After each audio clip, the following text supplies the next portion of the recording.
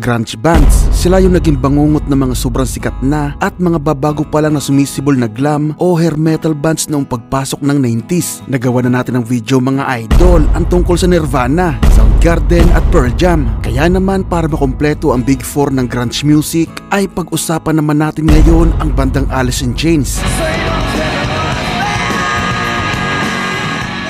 Alam niyo ba mga idol, sila talaga yung pinakaunang banda na grunge ang tugtugan na nakapasok sa mainstream. Oo, mas una kaysa sa Nirvana, Pearl Jam o Soundgarden. Hindi sila pahuhuli kung success lang din at galing ang pag-uusapan. Pero ang sama lang mga idol tulad nga ng kanilang mga kasabayang banda sa naturang era nalunod din sila sa bisyong kalaunan ay kikitil sa buhay ng kanilang bokalista. Ang nangyari sa kanilang bokalista mga idol, ang isa sa pinakamalungkot at pinaka-nakakakilabot na pagpanaw sa kasaysayan ng musika. Naging malaking katanungan kung may ginawa ba ang kanyang mga kabanda para tulungan siya sa mga panahon na kailangan nito ng kasama. Halika at ating pag-usapan ang bandang Alice in Chains. Paano nga ba silang nabuo at ano nga ba ang naging bahagi nila sa paglakas at maging sa pagbagsak ng kasikatan ng grunge music? Ano nga ba ang totoong nangyari sa kanilang bokalista at nasaan na sila ngayon? Pag-usapan nating lahat yan. Pero bago ang lahat ay inaanyayahan muna kita mag-subscribe at i-like na din ang videong ito bilang suporta sa ating channel. Maraming salamat mga idol.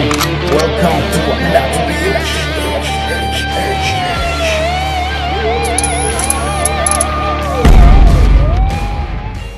3 taong gulang pa lang ay sinasabing naging bahagi na agad ng isang banda si Len Staley. Naging malaking impluwensya kasi nito ang mga bandang Black Sabbath at Deep Purple na laging ang pinapatugtog ng kanyang mga magulang sa bahay. Naging idolo din nito ang drummer ng Motley Crue na si Tommy Lee na naging dahilan kung bakit naging bahagi ito ng iba't ibang banda na glam ang tugtugan bilang isang drummer. Magbabago lang ang lahat noong 1984 noong nangailangan ng bokalista ang glam metal band na Sleaze na ang saktong napagtanungan ng mga ito ay ang stepbrother ni Lane na si Ken Elmer at doon niya nga kinulit si Lane para sumali sa naturang banda. Kaya hindi man ganun kalaki ang kanyang tiwala sa kanyang sarili bilang bokalista napilitan na rin itong subukan at sumali sa mga ito na agad naman nagustuhan ng banda ang estilo ng kanyang pagkanta. Sa karagdagan ni Len Staley pinalitan agad nila ang pangalan ng kanilang banda bilang Alice in Chains. Nakuha nila ang idea ng pangalang ito sa isang backstage pass kung saan nga mababasa umano dito ang katagang Welcome to Wonderland. Kaya sumagi agad sa isip nila ang Alice in Wonderland. Pero dahil may pagkapilyo ang isa nilang kaibigan nirekomenda nitong palitan ang kanilang pangalan bilang Alice in Chains na doon nakuha ang konsepto sa mga babaeng gusto na sila ay tinatali habang nakikipagtalik. Nagustuhan naman ng banda ang pangalang Alice in Chains pero para makaiwas nga sa kalaswaang pwedeng isipin ng mga tao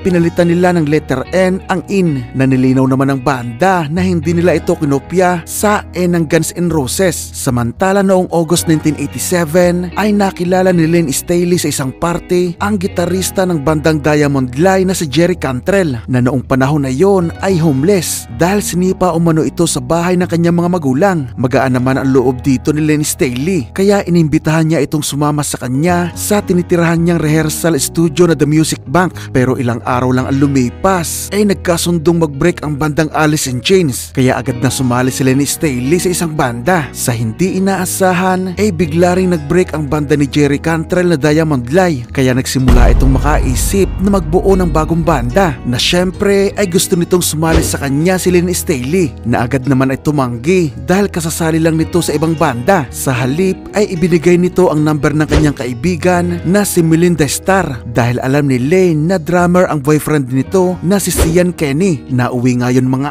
idol sa pagtungo na magsyota sa The Music Bank kung saan nga ay nakatira si Lane at si Jerry upang mapakinggan ng mga ito ang demo na binuo ni Jerry. Naging interesado naman si Cian kaya nagkasundo ang mga itong bumuo ng bagong banda na syempre ay hindi pa rin isinusuko ng mga ito ang kagustuhang si Len Staley ang maging bokalista, lalo na at parang pinagtagpo talaga sila ng tadhana dahil ang gustong bassist ni Jerry na si Mike Starr ay nagkataon pang kapatid pa rin pala ng girlfriend ni Cian kaya mabilis din nila itong napasali sa kanila. Kaya sa mga panahon na yon ay ang kulang na lang nila talaga ay ang bokalista. Hindi nila malaman kung paano kukumbinsin si Lane hanggang isang araw ay nakiusap nga ito kay Jerry na tumugtog muna sa kanilang banda. Doon ay pumayag si Jerry mga idol, pero sa isang kondisyon na tatayo din umanong bukalista si Lane ng kanilang bagong banda. Nakasama ang palad ay tumanggi na naman ito dahil napakompromiso na umano siya sa kanyang bagong banda. Kaya naman ang ginawa ni na Jerry, Sian at Mike ay sinadya umano ng mga itong magpa-audition sa harap ni Lane ng mga pipitsuging bukalista sa pag-asa makukonsensya ito sa kanila. At nung hindi pa rin umubra ay nag-imbita na sila ng isang macho dancer at doon pa nila mismong in-audition sa kanilang tinitirahan na rehearsal room. At doon na nga tinablan ng kakulitan ng kanyang mga kaibigan si Lane. Kaysa masiraan siya ng ulo sa ginagawa ng tatlo, ay napilitan na nga siyang sumali bilang bukalista ng mga ito.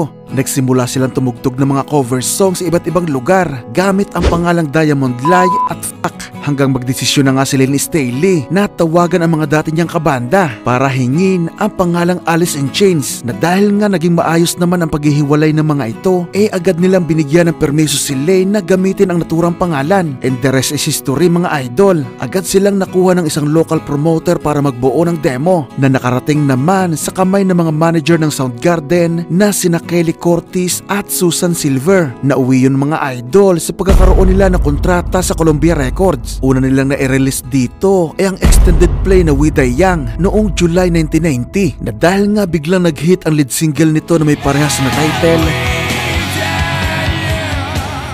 ay nakita ng Columbia Records ang malaking potensyal ng bandang sumikat, kaya binigyan nila ng prioridad ang mga ito para mabilis na makapag-release ng kanilang debut album. Doon nga nila nabuo ang Facelift na na-release noong August 21, 1990, na kahit nga matagal na ring umiikot noon sa merkato ang debut album ng Nirvana na Bleach, ay naging mas successful nga ang Facelift, at ito nga ang itinuring na pinakaunang grunge album na na-certified ng Recording Industry Association of America bilang gold album. Nakalaunan nga ay pumalo pa hanggang 3 times platinum. Kabilang dito ang mga singles na We Die Young, Man in the Box, Bleed the Freak at Sea of Sorrow.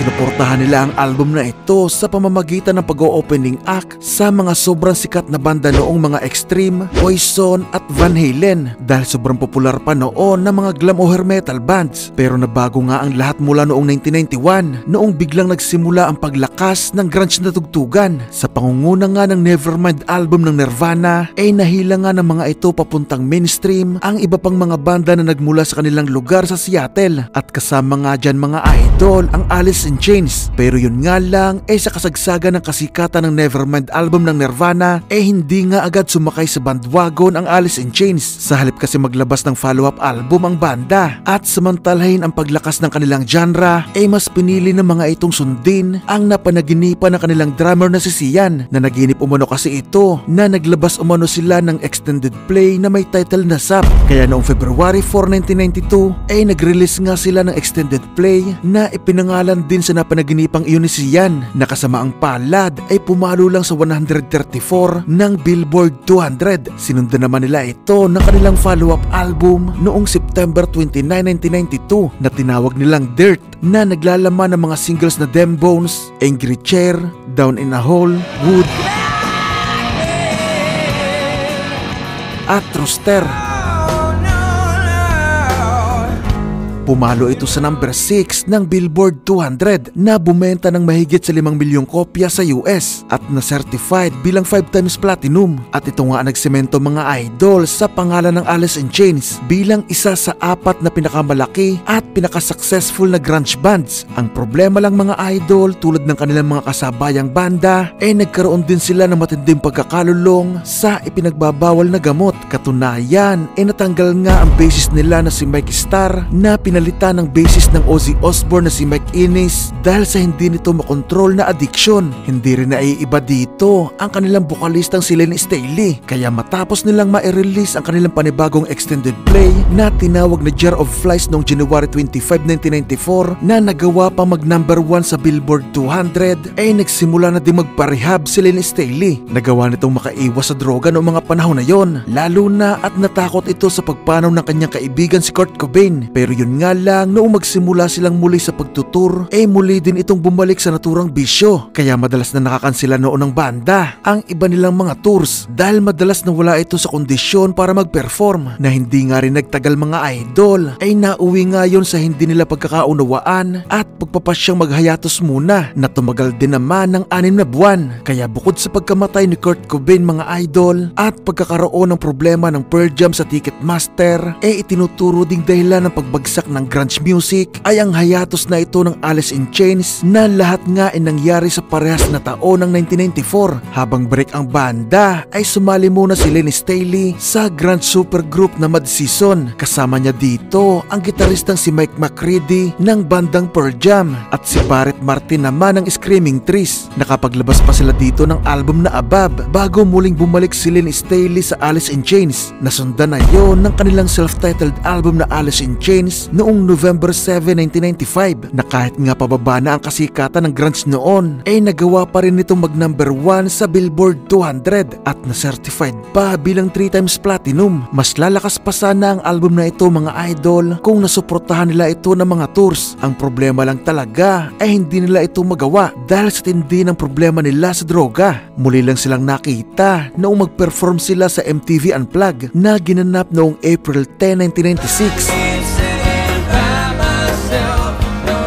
Nag-guesting din sila sa The Late Show with David Letterman noong May 10, 1996 at pagsuporta ng mga ito sa tour nang noon ay nag-reunion na bandang Kiss. Pero noong matapos ang pagtatanghal nila doon noong July 3, 1996 nakita nila si Len Staley na wala ng malay dahil na-overdose ito sa kanyang ininom na droga. Naka-recover naman siya sa pagkakataon na yon pero nasundan na naman yun ng hiatus ng banda. Nasundan ito mga idol ng interview ni Len Staley kung saan ay sinabi nitong nararamdaman niya na ang kanyang nalalapit na pagpanaw. Alam niya kasi ang masamang epekto talaga ng kanyang bisyo sa kanyang katawan at nararanasan niya na umano ng mga panahon na yon ang hirap at sakit na minsan ay hindi niya na makayanan. Pero idinagdag nito na wag umanong sasabihin sa kanyang mga kabanda dahil hindi niya naman umano kaibigan ang mga ito. At katunayan yun mga idol na mayroon talagang hindi pagkakaunawaan na nangyayari sa Alice in Chains noong mga panahon na yon. Nakakakilabot man ang pahayag na yon ni Len Staley hindi naman ito nangyari agad sa kanya. Kung may pumanaw man, yun ay ang kanyang kasintahan na si Demry Lara Parrott na ang naging dahilan ay overdose din sa droga. Sobrang tindi na naging epekto nito kay Len Staley na dumating pa nga sa puntong sumailalim ito sa 24 na oras na bantay sarado dahil malaki ang posibilidad